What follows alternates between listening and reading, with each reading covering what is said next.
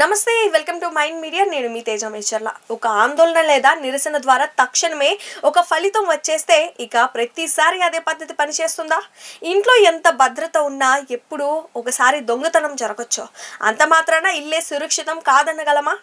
బెదిరింపులు, భయాందోళనలు, అరాచకాలతో సాగించే విజయాలు అసలు ఎప్పటికైనా నిలబడతాయా? అణిచివేతపై గల్లం విప్పడం రాజ్యాంగం ఇచ్చిన హక్కే. కానీ ఆ నిరసన పేరుతో రాళ్లు రువ్వడం, బస్సులు, రైలు తగలబెట్టడం, ప్రజా ఆస్తులను ధ్వంసం చేయడం నిజంగా నిరసన అనిపించుకుంటుందా లేక నేరమా?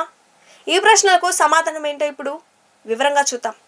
సీజేపీ పార్టీ చేస్తున్న ఉద్రిక్త ఆందోళనల వల్ల వాళ్ళ డిమాండ్లు నెరవేరాయేమో కానీ దాన్ని చూసుకొని విర్రవీగడం ఎంత మాత్రం సరైంది కాదు.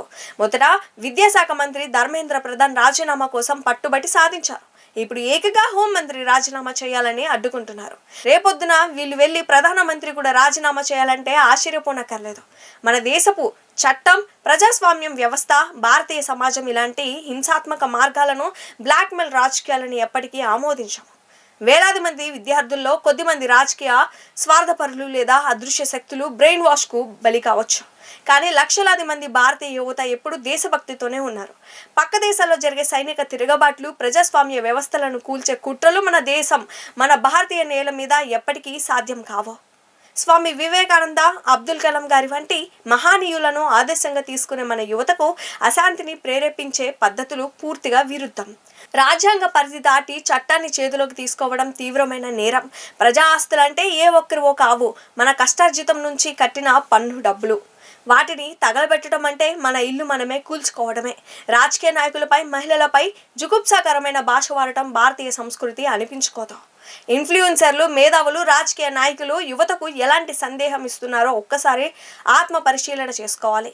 మన యువత చేతుల్లో పట్టుకోవాల్సింది పుస్తకాలు, సాంకేతికత, దేశాన్ని నడిపించే ప్రాజెక్టులు. అంతేకాని రాళ్ళు, పెట్రోళ్లు, బాంబులు కావు.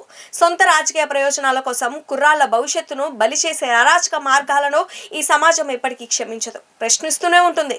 తాత్కాలిక ఉద్రేకలు, ఉచిత ప్రచారాలు ఏనాటికి దేశాన్ని నిర్మించలేవు. కేవలం శాంతి, క్రమశిక్షణ, కఠినమైన కష్టం మాత్రమే మన భవిష్యత్తును నిర్మిస్తాయి. కాబట్టి భవిష్యత్తును దృష్టిలో ఉంచుకొని మనమంతా సమాజ హితం కోసం పనిచేద్దాం. దేశ యువత మేల్కొని నిజమైన ధర్మాన్ని, ప్రజాస్వామ్య న్యాయాన్ని కాపాడవలసిన సమయం ఆసన్నమైంది. దేశ హితం కోసం, ప్రజాస్వామ్య రక్షణ కోసం మరియు జాతీయ పాదాన్ని గట్టిగా వినిపిద్దాం. మన మైండ్ మీడియా ఛానల్ని తప్పకుండా సబ్స్క్రైబ్ చేసుకోండి. నోటిఫికేషన్ల కోసం బెల్ ఐకాన్ని క్లిక్ చేయడం మాత్రం మర్చిపోకండి. ధన్యవాదాలు. జై Hind. Mind media, the voice of India.